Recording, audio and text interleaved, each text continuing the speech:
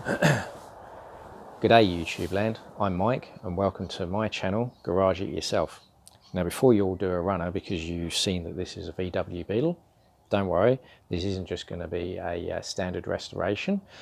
My channel is going to be about tips and tricks for anyone out there wanting to do a RestoMod on their vehicle of choice, but doing it on a fairly limited budget.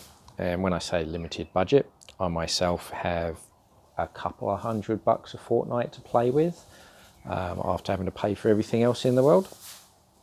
So hopefully if you decide to watch my channel, you'll actually be able to pick up on some of the techniques that I use to end up with a good quality outcome, but for not an awful lot of money.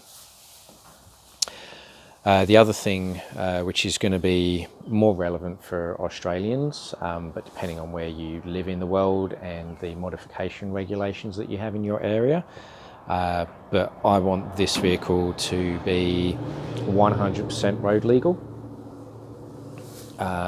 So that requires a lot of the modifications to get certified by an engineer, and then once that's all been certified, it means that the car insurance that I end up getting will actually be valid. So that's one of the big things that I'm wanting to do, is just cover myself and be safe in the knowledge that if something bad does happen, at least my insurance will pay out.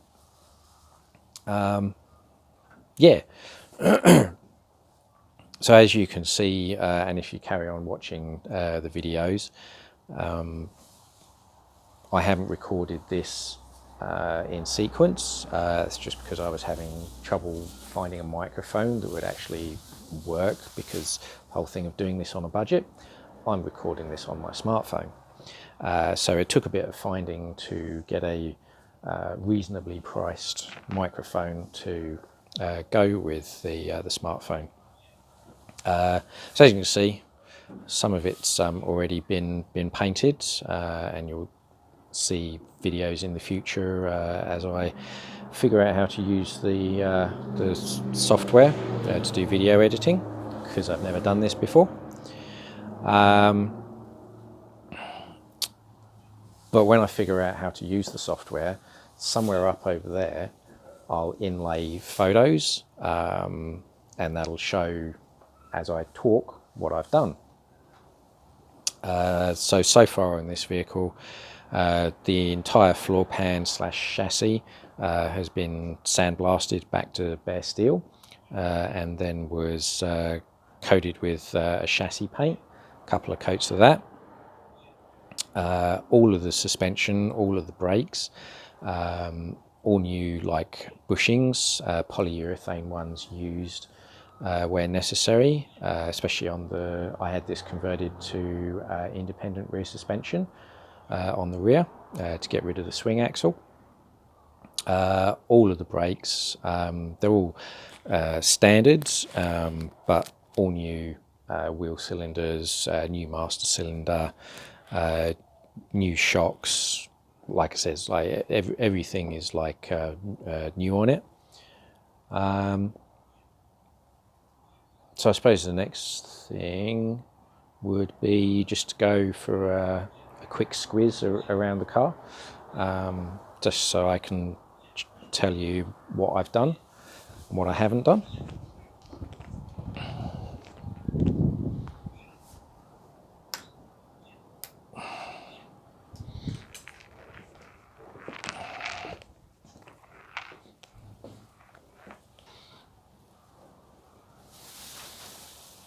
So all the firewall has also been painted in the chassis paint, sandblasted, taken back to bare metal. The frame head is looking a bit sorry for itself just because of all the bodywork schmuzz that's gotten on it. So that'll just have to get the cutting compound out just to take the top layer of schmuzz off. make that look a bit more presentable again.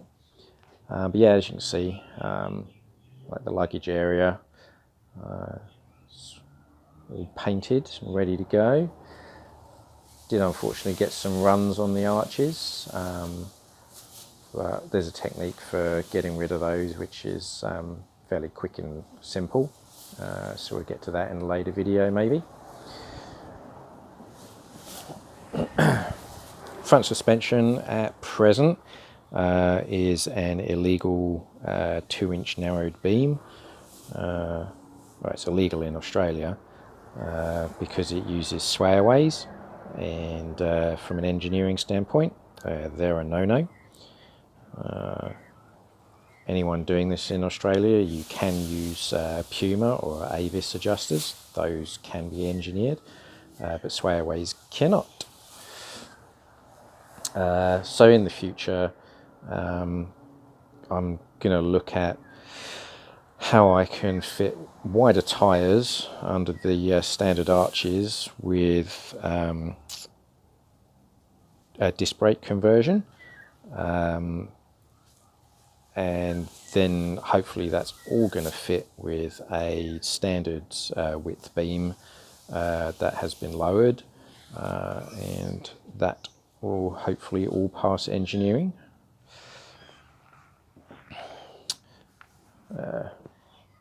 Dash has also been done. I'm so glad to be over the painting of those two areas because they were a nightmare, but they're all done. Like it says, the floor pan it's all been painted, taken back to bare metal, and then painted with chassis paint, a couple of coats of that, and then sound deadener. It was a product I found called Ramat, had pretty good reviews. Does the same as Dynamat, but for a lot less money.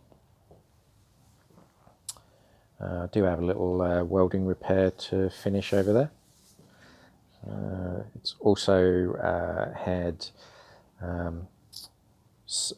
inertial 3-point seat belts fitted, so that required having to get plates welded in behind on the bottom of the B pillar, and then I've got two options of either up the top or in the middle. In the middle might look a bit weird, but it does actually fall within the regulations. And then yep, all of the inside, that all got sandblasted back to bare steel, and then again chassis paint was used on that. Unfortunately a chassis paint that can no longer get in Australia, which is a bit annoying because it's really good stuff.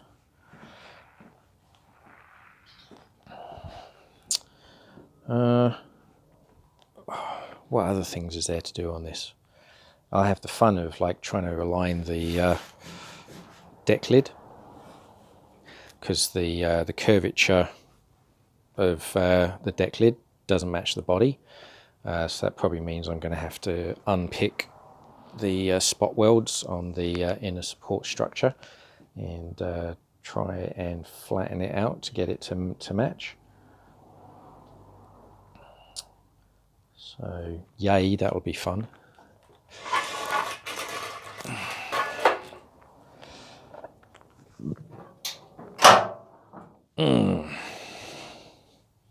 A rather dusty motor, because much as I tried doing the sandblasting, you know, dust does get everywhere, but that's been fully rebuilt.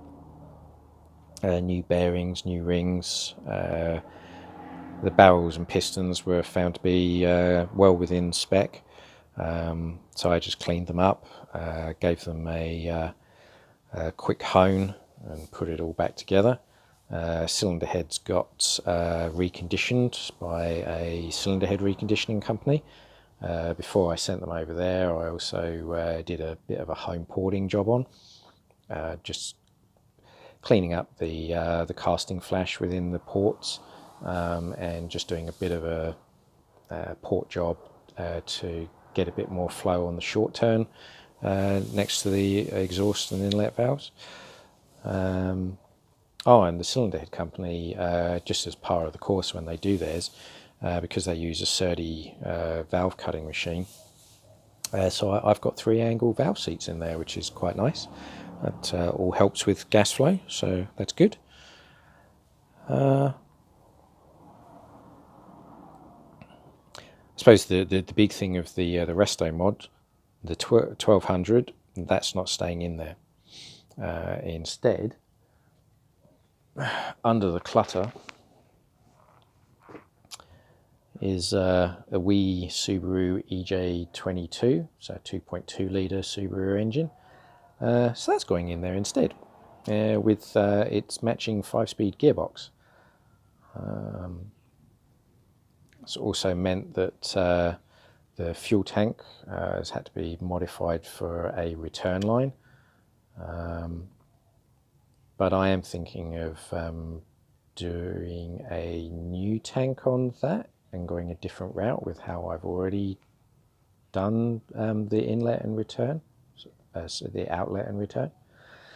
So I'll probably get into that like down the way. What else? There's some more bodywork things to do. Like it says, the deck lid needs sorting out. The bonnet, because this vehicle was involved in an accident sometime in the 60s or 70s, so it doesn't have the original bonnet for it, which is a bit of a shame. But I'm basically being naughty and modifying a later bonnet to look the same as the early bonnet.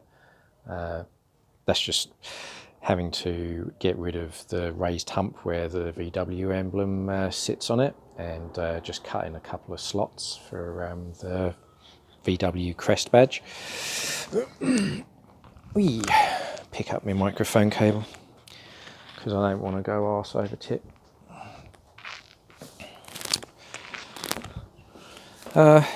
Yeah. So there we go. Like I says, bit of an intro. There's also a couple of like garage related things as I come across them that I'll do. If you're wondering why my compressor seems to have a Vespa exhaust on it, is because it does have a Vespa exhaust on it, and it's a hell of a lot quieter because of that. But I do a video as well, just explaining how and why I did that. What else? I think that's pretty much it as an introduction. So just put the camera back on the stand.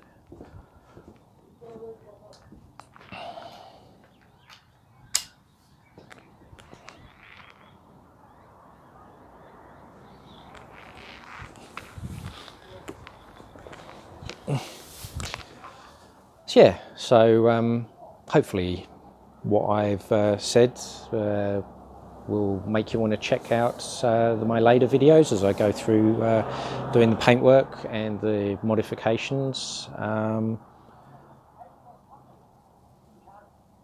And yeah, like, share, subscribe, all the good stuff. And see you later.